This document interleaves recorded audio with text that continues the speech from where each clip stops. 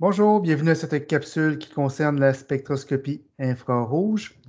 Donc, comme on le voit dans cette capsule-ci, la spectroscopie infrarouge est un outil qui nous permet de caractériser un produit.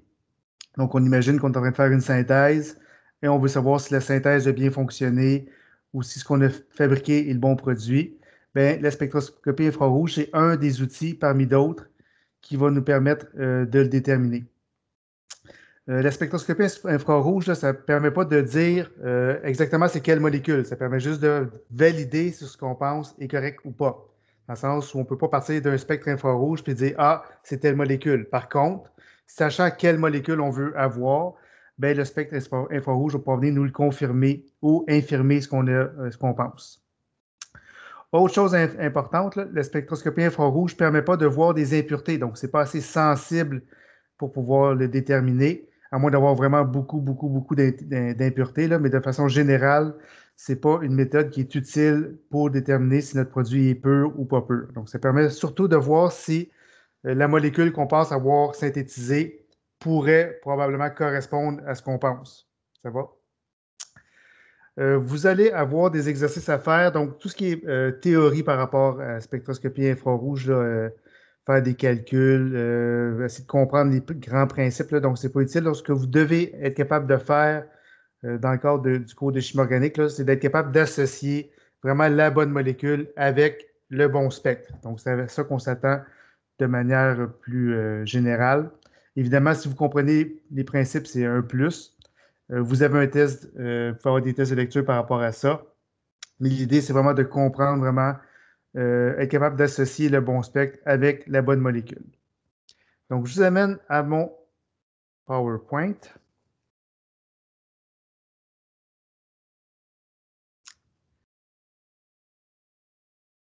Donc, ce qu'on va faire dans cette capsule-ci, c'est, je vais vous expliquer un peu c'est quoi les grandes idées derrière le spectre infrarouge.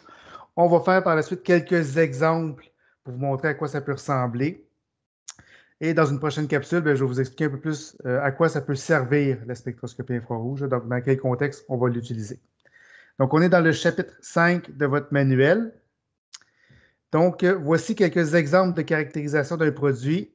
Donc, si vous avez, par exemple, un solide, bien, vous pouvez faire un point de fusion pour valider que votre produit est pur ou impur. Donc, plus votre point de fusion est proche de la valeur de la littérature, mais plus votre produit est pur. On va le voir dans des expériences.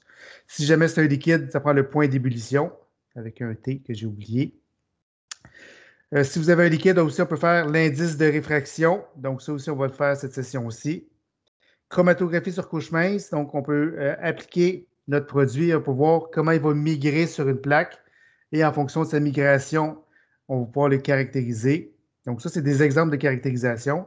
Et la spectroscopie, c'est un des outils parmi d'autres qui nous permet de caractériser un composé. Donc, ce n'est pas le seul. Donc, la spectroscopie a son utilité, mais les autres, donc point de fusion, point d'ébullition, indice de réfraction, ont aussi leur utilité. Encore une fois, la spectroscopie ne permet pas de vérifier si un produit est pur ou non. Donc, il ne faut pas se baser uniquement là-dessus pour caractériser notre produit. Là. Donc, il faut enrichir notre compréhension avec d'autres outils de caractérisation. Donc, qu'est-ce que c'est la spectroscopie infrarouge? Donc, c'est une méthode expérimentale qui mesure l'excitation vibrationnelle des atomes qui les unit. Donc, ce qu'on fait au laboratoire, donc on a une machine.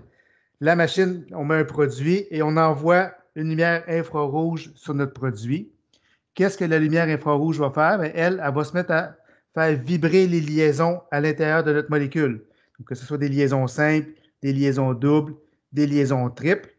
Donc, en fonction du type de liaison qu'on va avoir, bien, la vibration va être différente. Elle peut être plus grande, plus énergétique, moins énergétique. Donc, en observant comment nos molécules vont vibrer ou nos liaisons vont vibrer, on va être capable de caractériser notre produit. Donc, c'est un peu ça l'idée derrière la spectroscopie infrarouge, c'est d'aller faire vibrer les liaisons et d'analyser ce qui se passe.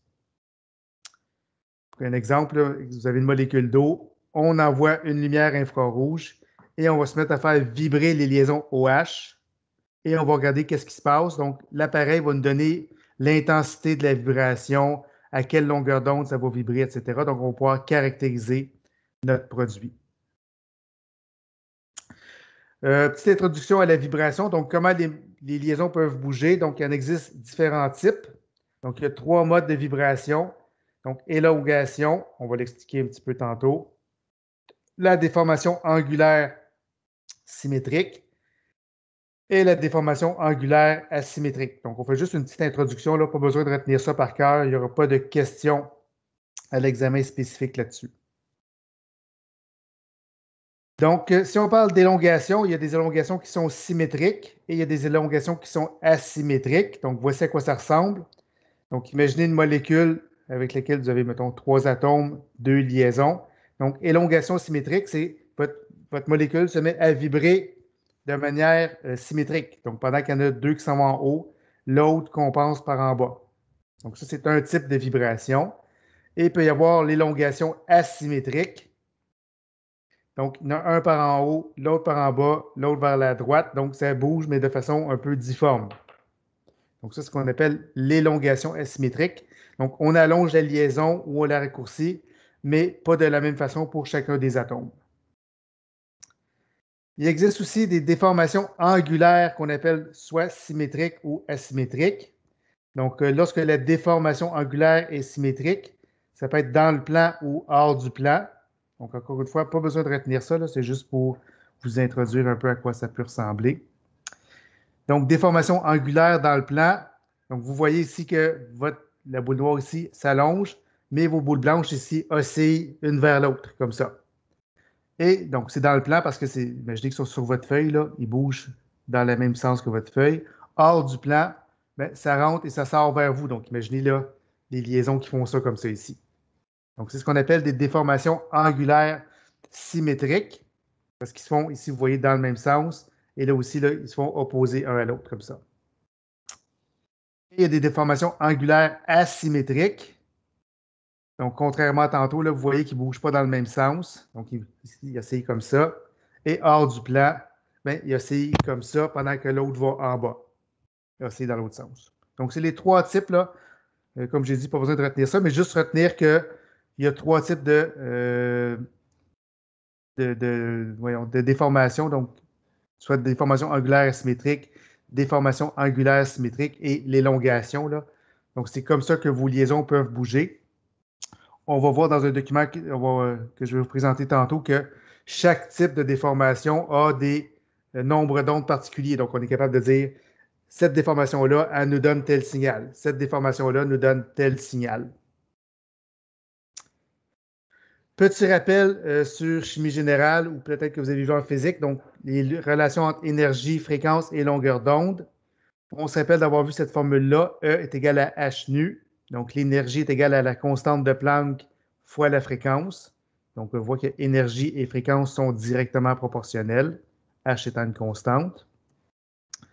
On a vu E est égal à hc sur lambda. Donc, h, constante de Planck, c, vitesse de la lumière, lambda, la longueur d'onde. Donc, on voit que l'énergie est inversement proportionnelle à la longueur d'onde. Et une nouvelle formule qu'on n'a pas vue encore, mais qui va nous servir. Donc, je ne vous explique pas exactement d'où ça vient. Ce n'est pas pertinent. Donc, l'énergie est égale à une constante de Planck, constante de la lumière, et le petit symbole qui est ici, c'est ce qu'on appelle le nombre d'ondes. Donc, c'est comme 1 sur la longueur d'onde. Ça va? Donc, dans les spectres infrarouges qu'on va voir, là, on va voir que sur l'axe des X, c'est le nombre d'ondes qui va apparaître. Donc, plus le nombre d'ondes est grand, plus l'énergie est grande. Donc, juste ça à retenir pour l'instant. Donc, vous avez ici à quoi les axes qui sont sur un spectre infrarouge. Donc, sur l'axe des Y, vous avez la transmittance qui varie entre 100 et 0. Et sur l'autre axe, vous avez le nombre d'ondes. Et juste faire attention, l'axe est comme inversé. Donc, le plus gros chiffre est à gauche, le plus petit chiffre est à droite. Donc, ce qui est plus énergétique est à gauche, ce qui est moins énergétique est à droite. Et faire attention, le spectre infrarouge, on le lit un peu à l'envers dans le sens où les bandes d'absorption partent du haut et s'en vont vers le bas. Donc, celles qui ont la plus grande bande vont avoir le plus petit pourcentage. Ceux qui ont les plus petites bandes vont avoir les plus hauts pourcentages. Donc, c'est juste une façon de penser qui est différente, là. Donc, il faut voir le spectre infrarouge à l'envers, là. Donc, c'est comme si ça partait du plafond puis ça descendait, là, un peu comme des, je ne sais plus si c'est stalagmites ou stalactites, là. Donc, ceux qui partent du haut, ça va vers le bas. Et le nombre d'ondes, plus c'est à gauche, plus c'est énergétique. Plus c'est à droite, moins c'est énergétique. Donc, caractéristique concernant le nombre d'ondes, plus votre liaison est forte, plus elle va être à gauche de votre spectre. Donc, elle va être plus énergétique. Donc, les liaisons, celles qui ont plus de liaisons vont être plus fortes.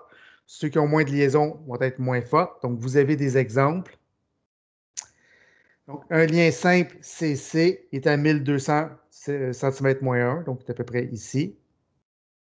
Un lien double CC qui est plus fort va se déplacer un peu vers la gauche, donc 1650. Et un lien triple CC encore plus fort va se déplacer vers 2150. Donc, plus la liaison est forte, plus on se déplace vers la gauche sur votre spectre infrarouge. Donc, les bandes, mettons, CC simple auraient été ici, double aurait été là, triple aurait été là.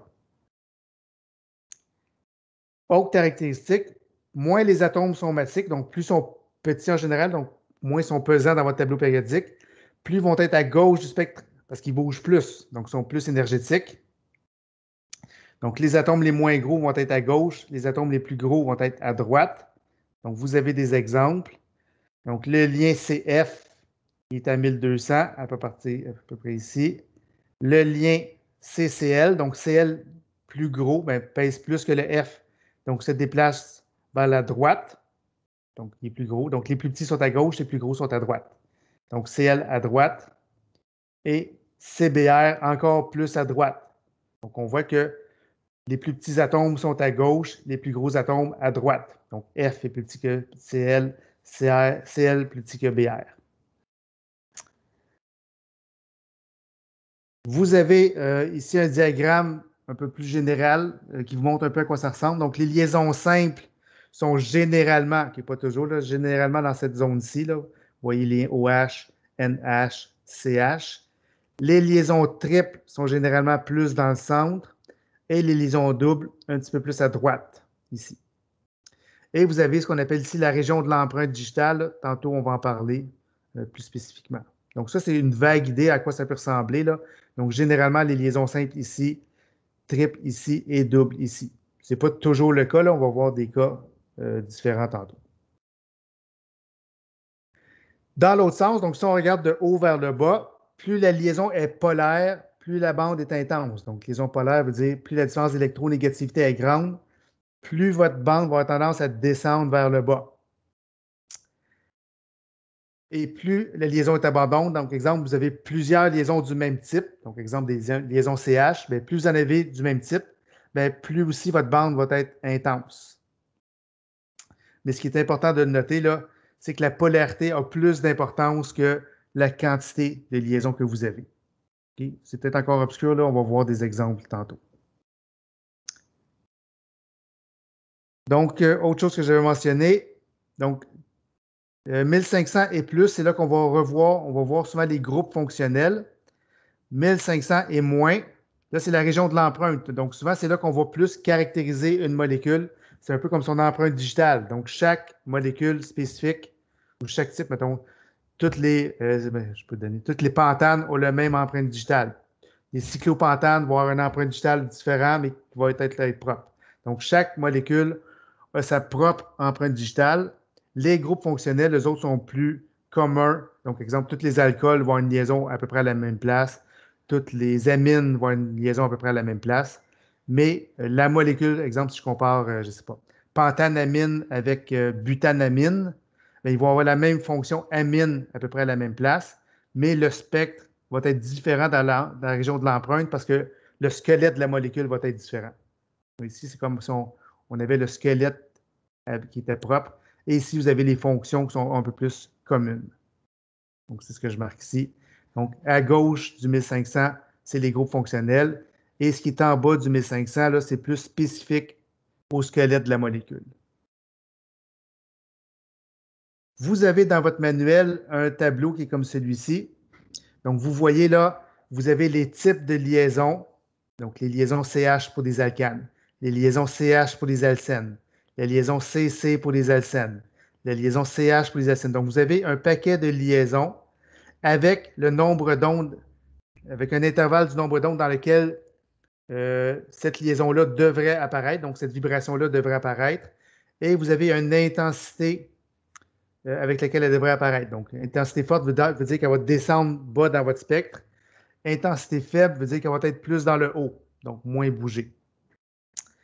Vous avez aussi, je vous ai mis un document sur l'IA qui est plus exhaustif, si jamais vous en avez besoin pour faire vos comptes rendus. Donc, je vous le mets ici. Donc, vous avez ici, là, je pense qu'il y a 4 ou 5 pages là, de 4 pages. Donc, on dit, mettons, un alcool dans les phénols, c'est ici. Le petit S veut dire strong, c'est en anglais. NH2 dans un composé aromatique qui contient des amines. OH dans un alcool, vous en avez un autre. NH2 dans un amide primaire. Donc, vous voyez là, c'est beaucoup, beaucoup plus détaillé. Là. Vous avez un paquet de fréquences ou de liaisons qui peuvent osciller avec l'intensité. Donc, l'intensité est marquée ici. Et on vous dit c'est quel type de vibration. Donc, antisymétrique, symétrique, élongation, etc. Donc, c'est beaucoup plus détaillé si jamais vous en avez besoin. Donc, on est capable de faire une plus grande caractérisation de nos molécules là, avec ce tableau-là. Et vous avez ici l'échelle, V pour importante, S pour strong, donc forte, M médium, weak, faible, puis BR pour broad, donc vous dire large. Donc, on va voir que les liaisons OH, entre autres, là, sont souvent très larges.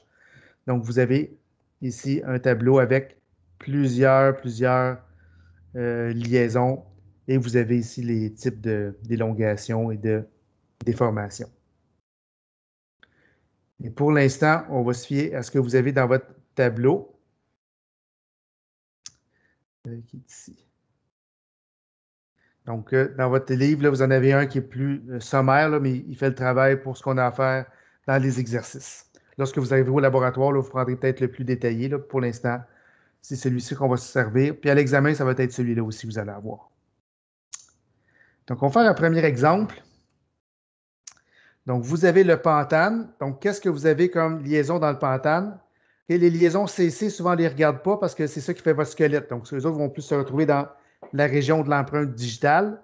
On va regarder à ce moment-là les autres. Donc, ce que vous avez ici, c'est uniquement des liaisons CH. Donc, c'est avec ça qu'on va s'attarder. Si on va chercher le spectre infrarouge du pentane, ça ressemble à ça ici.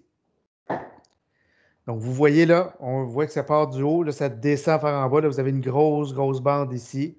Vous avez une moyenne bande ici, une plus petite bande, et vous avez votre empreinte digitale qui est plus à droite. Vous avez un tableau ici. Vous avez pour chacune ici, le gros chiffre qui est à gauche, c'est votre nombre d'ondes. Donc, vous avez exemple 2961, ça correspond à ça ici. Donc, vous avez un pic à 2961.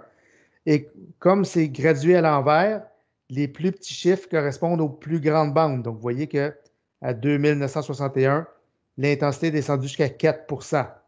Si j'en prends une ici, là, elle est probablement descendue, ça peut-être la 2666. Elle est descendue juste à 84 %. Donc, plus le chiffre est petit, plus votre bande est intense. Donc, vous avez le nombre d'ondes à gauche et vous avez l'intensité juste à côté. Donc, comment on interprète ça? Donc, on ne pourrait pas partir de ça et dire, ah oui, c'est le cyclopentane. Non. Il faut vraiment avoir déjà une idée de qu'est-ce qu'on cherche. Donc, qu'est-ce qu'on veut confirmer? C'est qu'on a du cyclopentane. Donc, dans le cyclopentane, c'est quoi les seules liaisons qui nous intéressent? C'est les liaisons CH. Et vous en avez beaucoup. Donc, 1, 2, 3, 4, 5, 6, 7, 8, 9, 10, 11, 12. De sorte que, comme vous en avez beaucoup du même type, bien, ça devrait augmenter votre bande. Donc, c'est ce qu'on appelle les élongations CH. Le nombre d'ondes, si vous allez voir dans votre tableau, donc je vous encourage à regarder dans votre tableau à la page 254. Donc, élongation CH pour un alcane. Donc, on voit que c'est des CH qui sont autour de liaisons simples. On dit que c'est des nombres d'ondes entre 2960 et 2850. Donc, on va aller voir dans notre spectre qu'est-ce qu'on a. Donc, on voit que devrait y avoir une bande intense, là, elle est à 2961. Donc, est dans la région qu'on cherche. Donc, ça correspond à ça ici. Donc, cette grosse bande-là correspond aux liaisons CH. On voit qu'on n'a pas d'autres fonctions qui apparaissent, là. On n'a pas d'autres gros pics qui apparaissent. Et en bas de 1500, c'est ce qu'on appelle la région de l'empreinte digitale. Donc, c'est à ça que chacun des cyclopentanes devrait ressembler. Donc, des liaisons CH, là, il y a plusieurs molécules qui vont avoir ce pic-là, mais une région de l'empreinte digitale qui ressemble à ça, là, c'est vraiment caractéristique d'un cyclopentane. Comment on va faire pour savoir que c'est caractéristique d'un cyclopentane? Bon, on va avoir une banque de spectres infrarouges qui vont nous dire les cyclopentanes ressemblent à ça, les cyclohexanes ressemblent à ça, etc. Donc, dans ce cas-ci, c'est un pentane. Ce qu'on appelle la région de l'empreinte digitale. Deuxième exemple, cyclohexane. Donc, encore une fois, les liens CC, on n'en tient pas compte parce qu'ils en ont toujours. Votre spectre infrarouge du cyclohexane ressemble à ça. Donc, on voit encore le même type de bande qu'on avait tantôt ici, caractéristique des liaisons CH. Donc, c'est ici les liaisons en vert, élongation CH, qui sont normalement entre 2850 et 2960. Donc, ça correspond à ces bandes-ci. Et vous avez la région de l'empreinte digitale qui est en bas de 1500, qui est ici. On voit qu'il n'y a pas d'autres fonctions, là. Des fois, il y a des petits pics qu'on explique plus ou moins, là, mais il n'y a pas de bande importante là, dans la région des fonctions. Donc, si on compare les deux, on voit qu'ils ont des pics similaires autour de 3000 là, dans la région 2960 à 2850. Donc, ça, c'est des bandes CH. Et on voit que même si la molécule a un squelette qui contient seulement des carbones, des hydrogènes, mais on est capable de voir que l'empreinte digitale là, est différente. Donc, ce n'est pas exactement les mêmes pics aux mêmes endroits, de sorte qu'on serait capable de caractériser si on a fabriqué le pentane ou le cyclohexane en comparant la région de l'empreinte. Autre exemple, donc le 3X1N, comme c'est ici. Pourquoi j'ai dit 3X? Enfin, c'est pas grave. Je pense que j'ai juste. C'est l'exemple numéro 3. OK. Exemple numéro 3 qui est le X1N. Vous avez ici son spectre infrarouge.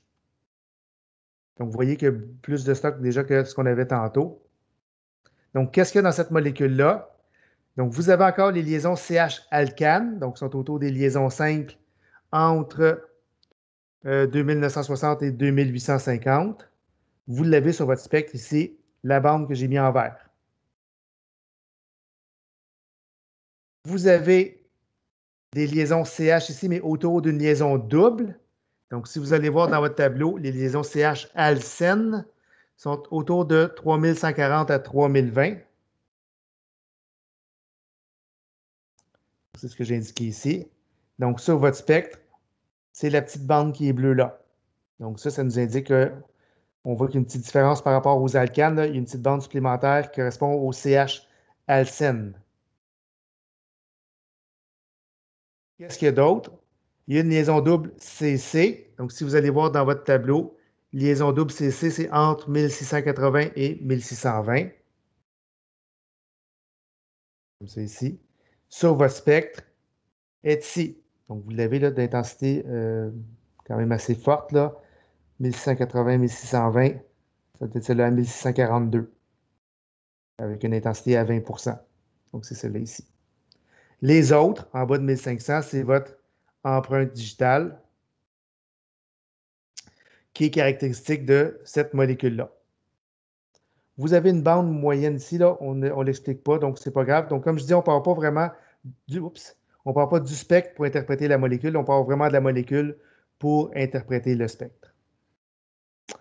Quatrième exemple, l'octa 17-diin, donc on va avoir des liaisons triples. Donc, votre spectre ressemble à ça ici. Donc, qu'est-ce qu'il y a dans cette molécule-là? Il y a des liaisons CH-alcane. On a vu que c'est entre 2850 et 2960. On a des liaisons CH-alcyne, donc qui sont en bleu au bout. Donc, si vous regardez dans votre tableau, c'est entre 3300 et 3260. On a des liaisons triples CC. Donc, si vous regardez dans votre tableau, c'est 2260 à 2100. Et c'est tout. Donc, les liaisons CC simples, on n'en tient pas compte. Là, ça fait partie de l'empreinte. Donc, vous avez votre bande CH alcane. Vous avez votre bande CH alcyne, qui était entre 3140 et 3020. Et vous avez votre bande C triple liaison C, qui est censée être entre 2260 et 2100. Là. Donc, 2260 à 2100 est ici. Donc, elle est à 2116. Et vous avez le reste qui est votre empreinte digitale. On va prendre un exemple maintenant avec une fonction particulière. Là, je ne fais pas tous les cas parce qu'il y en a plusieurs. Le cas des alcools est particulier parce que vous allez voir que les bandes OH là, sont vraiment caractéristiques. Là, ça ressemble à des patates. Là, sont vraiment plus grosses que les autres. Donc, vous avez ici votre spectre. On voit la patate qui apparaît ici. Là. Donc, ça, c'est vraiment caractéristique d'une fonction alcool. Donc, qu'est-ce qu'il y a dans cette molécule-là? Il y a des liaisons CH alcane entre 2960 et 2850. Vous avez la fonction alcool. Donc, si vous allez voir dans votre tableau, alcool, il est entre 3550 et 3200. Et on vous dit que c'est vraiment fort et large. Donc, ça, c'est vraiment caractéristique d'une liaison OH. Donc, vous avez votre CH alcane et vous avez votre OH alcool. Et le reste, je n'ai pas mis là, le reste, c'est votre empreinte digitale. Donc, c'est un peu ça. C'est un peu de cette façon-là qu'on travaille pour les spectres infrarouges. On part vraiment de la molécule, puis on essaie de voir si on retrouve les liaisons sur notre spectre. Donc, si par exemple, je pense avoir cette molécule-là, puis je ne retrouve pas de patate ici, bien, ça veut dire que probablement, je n'ai pas fabriqué la bonne molécule. Ou ce que j'ai entre les mains, ce n'est pas la bonne chose. Même chose si je reviens en arrière, là. Donc, si je n'ai pas de lien trip qui apparaissent ici, donc je m'attends à voir cette molécule-là, puis je ne la vois pas sur mon spectre infrarouge, bien, c'est probablement parce que je n'ai pas fabriqué la bonne molécule. Donc, le spectre infrarouge vient juste nous confirmer que ce qu'on a fabriqué, c'est la bonne chose ou c'est peut-être pas la bonne chose. Donc, c'est un des outils qu'on va utiliser. Autre chose que je voulais vous montrer dans cette capsule-ci, donc il existe une banque sur Internet qui vous permet d'aller voir les spectres infrarouges. Donc, je vous la montre ici. Il ne faut pas que je me mélange. Donc, j'ai mis disponible sur Léa, donc le site qui s'appelle Site pour obtenir les spectres infrarouges. J'espère que ça va fonctionner. Donc, là, le site est en anglais ou en japonais, là, je m'excuse. Donc, vous pouvez mettre en japonais si ça vous tente avec le petit bouton en haut. Donc, vous devez dire que vous êtes d'accord avec l'utilisation. Et là, vous avez plusieurs façons de travailler. Donc, vous pouvez donner le nom, pas le nom, ouais, le nom du composé, donc exemple, cyclohexanol, ou vous pouvez donner sa formule, là, C6H5OH, ou vous pouvez donner son poids, il pèse entre temps et temps, ou son numéro de casse, son numéro d'enregistrement. Donc, il y a plusieurs façons de travailler. Donc, si par exemple, je marque je vais mettre, cyclohexanol. Et là, ensuite, vous allez cliquer sur Search. Et là, vous en avez plusieurs. Donc, il vous dit ce qui ressemble. Là. Donc, vous avez le cyclohexanol, le 6,3-méthylcyclohexanol, le trans-3-méthylcyclohexanol. Donc, vous avez plusieurs composés qui ressemblent. Donc, vous allez, dans votre cas, vous autres, c'est le spectre infrarouge qu'on veut. Il existe d'autres types de spectres qu'on ne verra pas. Donc, c'est le spectre infrarouge. Et automatiquement, il vous sort le spectre infrarouge de cette molécule-là. Donc, cette banque de spectre infrarouge-là va vous permettre de confirmer si jamais vous faites une synthèse au laboratoire, vous obtenez votre spectre au laboratoire, bien, venir comparer si ce que vous avez obtenu correspond à ce qu'il y a dans la littérature. Donc, c'est comme une banque de spectres. Donc, vous allez pouvoir, entre autres, comparer l'empreinte digitale et bon, la position relative des fonctions. Donc, ça termine cette première capsule sur la spectroscopie infrarouge. Je vais vous en faire une deuxième, j'imagine plus courte, qui vous explique un peu plus comment travailler avec les spectres, à quoi ça sert. Donc, on se retrouve dans une prochaine capsule.